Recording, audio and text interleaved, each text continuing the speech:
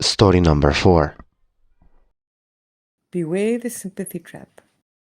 How a grieving son turned creepy fast. This is a long one. Bear with me. A bit of context before I begin. I'm a woman.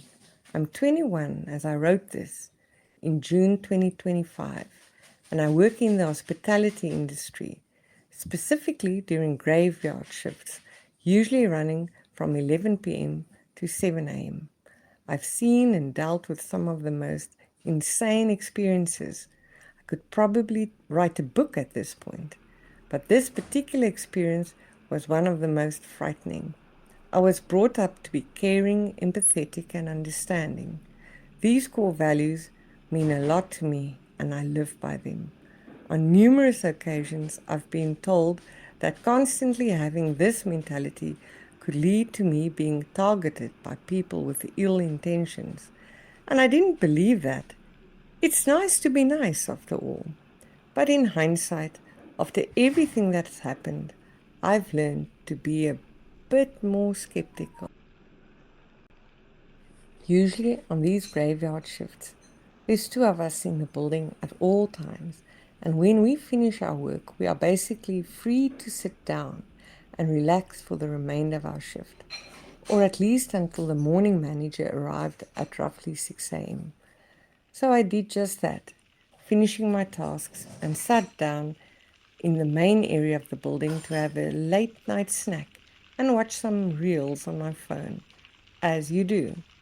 My co-worker decided he would take a nap, as it was roughly 3 a.m. at this point, and nobody was around. Fine by me. About 20 minutes passed when I heard a commotion near the bar area. Obviously, I looked up from my phone only to meet the eyes of this man, about 40 maybe, just standing at the bar counter. This wasn't unusual. Oftentimes, people would come down to grab some water or a smoke before heading back to bed. I thought nothing of it and went back to doom scrolling on my phone. Sorry, excuse me, I let out a sigh, thinking to myself, what could this man possibly want from me at 3:30 a.m.? I stood up and asked if he was okay and apologized for being on my phone, hoping he wouldn't complain to my manager in the morning. He responded, but I couldn't quite pick up what he was saying. I walked over to the bar and kindly asked him to repeat himself, apologizing for not hearing him. Is it okay if I have some water? He was shaking, almost nervous. Soft-spoken, honestly non-threatening, bar the fact that he was about 6 feet tall and I'm 5 feet tall. Of course I said yes and went to walk away when he stopped me. I'm sorry, is it okay if I talk to you for a while? My mom is dying in hospital and I can't sleep. Looking back, I'm kicking myself for not making up some excuse about me needing to do work, but I agreed to stay and talk with him. Stupid fucking empathy. He asked if I smoked, and I do, so I said yes. He then asked me to step outside to smoke and talk, and I stupidly agreed. We talked about his mom, and I tried my best to comfort him. I just recently had someone pass away, so this topic of conversation hit me particularly hard. He thanked me for being so kind and continued to talk about his life, how he used to be homeless, but he moved in with his sister and got back on his feet, and that they were both staying here due to the circumstances, but were not from the city. I listened and occasionally responded by nodding. It was a polite conversation, but then something changed. Uh, are there cameras out there? Are there cameras out here? I wouldn't want you getting into trouble for being out there. How this didn't register in my mind as a red flag is unbelievable. How gullible can you be? Anyway, thankfully, I didn't respond with yes or no, just assured him I wouldn't get into trouble for being outside smoking. He seemed disappointed with my answer. I presume because he didn't get any information about where the cameras were placed. The conversation kept getting weirder and creepier. None of this I realized. I just saw a sad man needing a friend. Yes, I know. I'm stupid and I'm angry at myself too. Eventually, some form of fight or flight activated in my brain. I told him I was cold and was going to head in. Come here, give me a hug. It'll warm you up. What the fuck? At this point, I'm creeped out, but thinking maybe he's just bad at picking up social cues or something. So I declined and walked inside. He followed. He asked if he could grab coffee and sit with me for a while. And being by myself, on the verge of a panic attack, and not wanting to get on this guy's bad side, I agreed. We sat there and he continued to ask odd questions. Do you have kids? No. Do you want kids? Do you have a boyfriend? Do you have kids? Do you want kids? Do you have a boyfriend? I told him I have a fiancé. I lie. Do you love him? I mean no harm in asking these questions. You're so beautiful. Do you love him? I mean no harm in asking these questions. You're so beautiful. At this point, my brain was screaming at me to get out of this situation. I had to think quick.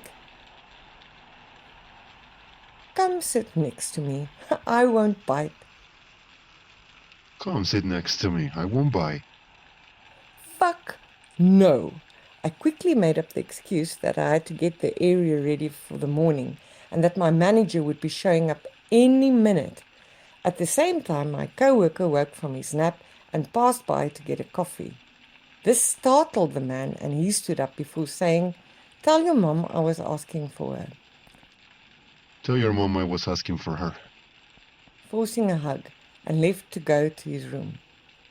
Oh my fucking God. He was pretending to be a family friend so that my co-worker wouldn't be suspicious of him. I stood there in shock, not even being able to speak. My brain was still trying to process what the fuck just happened. I kept quiet, helping my co-worker set up for the morning as it was now 5:30 a.m. Yes, I was dealing with this man for 2 fucking hours. I sat down at 5:50 and waited for my manager to show up so that I could finally go home, hoping that man wouldn't come back here before I got to leave. Wishful thinking. He showed up behind me out of nowhere. I think I'll go to the shops. I'm out of smokes, okay? I think I'll go to the shops. I'm out of smokes. I need to know this. Why? I kept silent before he asked me for my pen, which I gave him, and he walked off again. He returned 5 minutes later and gave me back my pen. I wrote a note for you.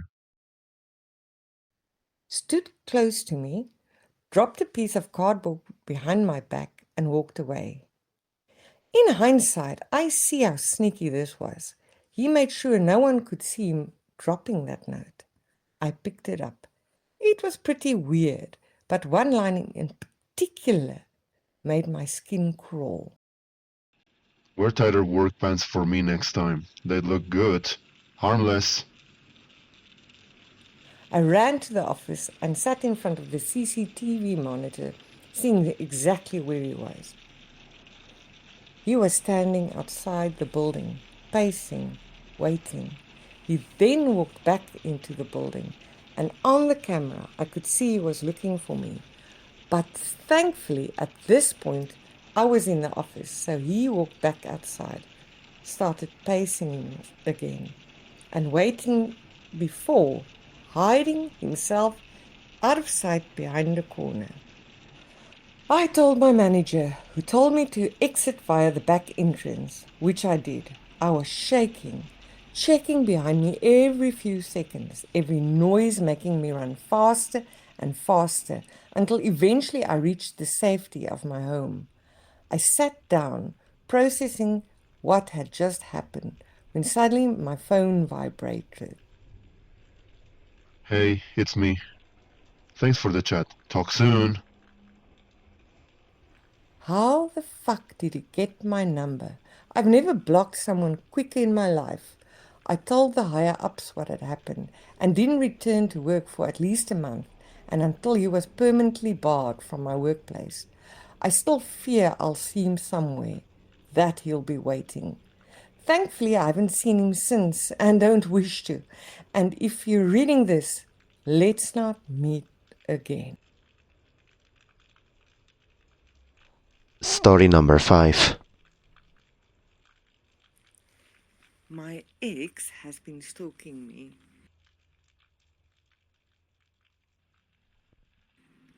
Let me just say I was young and dumb when I met him. I'm 18 years old. I met him when I was 16. I was never in a relationship before him. I was a bigger girl and just had an extremely hard time getting guys to like me. I met him on Snapchat. I didn't realize it then, but he had loved bombed the hell out of me. I was so lost in the feeling of being wanted that I ignored the extreme red flags. After only a week of talking, he convinced me to meet him at his house to hook up. He lived almost an hour away from me, and I was a new driver. Anyways, how we met is not the point. He showed extreme signs of being a narcissist and even admitted to me that he believes himself to be a sociopath. But I never let the red flags keep me from leaving him. He was possessive over me and manipulated me into believing he was the only one there for me, made me cut off my friends, and even made me distance myself from my family. He cheated on me so many times. I caught him 3 times. He admitted to me that out of the 18 months we were together, he was faithful for 3, which is bullshit. He cheated on me the entire time.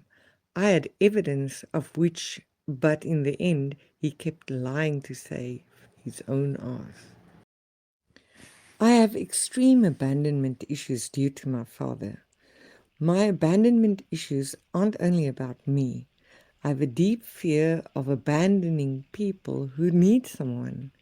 I thought he needed me. He was going into the Marines. His ship date was late June of 2024. A few days before he shipped off, I proposed to him. I know, I'm fucking stupid. Don't get me started on how much I hate myself in this situation. But if you have ever been emotionally and psychologically abused, you can understand that you simply cannot think about yourself and your safety.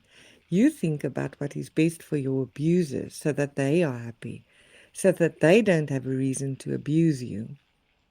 We made it through boot camp. We sent letters all 13 weeks. It felt so magical to know someone loved me enough to stay true to our relationship through something difficult as long-distance military relationship. I loved him so much. I saved money to drive down to California to see him graduate. It was amazing and what I thought were the best days of my life. He was still quiet and reserved. He always was.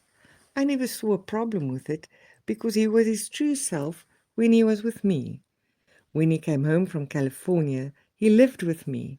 He had a bad relationship with his parents and made me believe he had nowhere else to go.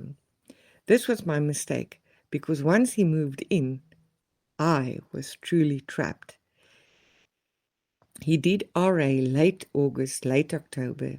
He shipped back off to California for his schooling and so started our long distance again. One morning in March of this year, I woke up and checked my phone.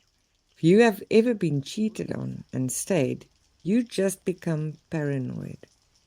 He had 2 Instagram accounts, one of which he blocked me on. I created another Instagram account just so I can watch his followers and his posts. He started following more and more women. On that day, he had posted on his main account a story that was hidden from me. He posted a joke about cheating on your dumb girlfriend.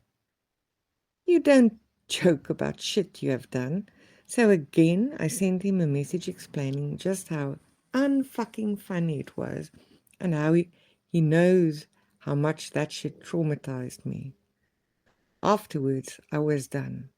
I messaged girls he followed on his account and learned he was on dating apps. After that, it was the end of us. There was 3 days of communicating. On April 2nd, I took his belongings to his parents' house and blocked him, told him to never contact me again. Everything was silent for a few weeks. I was healing. This man abused me for almost 2 years. He made me believe so many nasty things about myself and my family. I would go into more details, but at this point, this shit is a novel. One night, late April, I got a text on my phone. Package arrived. I was confused and responded with a question mark. The number told me there was something on my porch. When I opened my door, there was a notebook sitting there. Mind you, it was 11 p.m. at night, so I'm freaked the fuck out. Front to back, this notebook was filled with letters from my ex. I refused to read it. He had gotten out of the Marines on a other than honorable discharge, and he moved to the city next to mine. He hated my town and how desolate it was. He moved 20 minutes away from me just so he could be close. He could have moved anywhere, but he moved to a town he hated just to be close to me. And he also doesn't have a car, so he rode his bike 13 miles just to drop off this on my porch. I gave the notebook to my parents and messaged the number back to never contact me again and to never come near my house, or else I will be calling the authorities. I blocked the number. That night, I slept in my parents' bedroom. I cried so much. At 1:30 a.m., I got another message on my phone from a different number than before saying, "Can you honestly tell me you've enjoyed this past month?" It took this psycho 3 hours to have a new number and start texting me again. I sent a very long, nasty message describing just how great my life was without him, and again told him not to contact me. I had to change my number, my garage code, and my front door code. A few weeks later, I got 3 letters in the mail from him, all very possessive and nasty. One was a suicide note, describing exactly how and why he killed himself. I called his city's dispatch and sent a wellness check. He was alive. He told the officer that he was just upset. I had done a lot to try to get him into some sort of mental care. He refused time and time again. I told the officer to tell him directly that if he contacted me again in any way, that I'd be filing for a stalking and harassment report. Lo and behold, a week or so later, I get a message on Facebook from a very, very fake account. All of its posts and information were clear indicators that it was him. Unfortunately, I had to read that notebook he left on my porch. And holy fucking shit, when I say he's crazy, he is fucking crazy. In the notebook, he admitted to lying to me about attempting suicide, lied to me about being hospitalized, lied to me about going into psych. He said it was better for me to believe us breaking up made him suicidal. He also admitted to a lot of illegal activity and that he cheated on every single girl he was with. The whole notebook traumatized me even more. I went to the police station and filed a report. 2 days after I filed the report, I got more letters in the mail from him. One admitted to him watching me from a hill outside my house, and the other was him trying to return our engagement rings that I left with his belongings. He told me that it was smart to change my phone number but that I could not change my address, so he would keep sending me letters until he won me over again. The last 2 letters were sent from a different state. That means he moved away. I'm very happy that I don't have to worry about my physical safety anymore. But every week I get more and more letters. He's obsessed with me and I simply don't understand why. He cheated because some fucked up part of his brain wasn't satisfied with me. And now that he's without me, he's literally going fucking crazy. I never want to see that man again.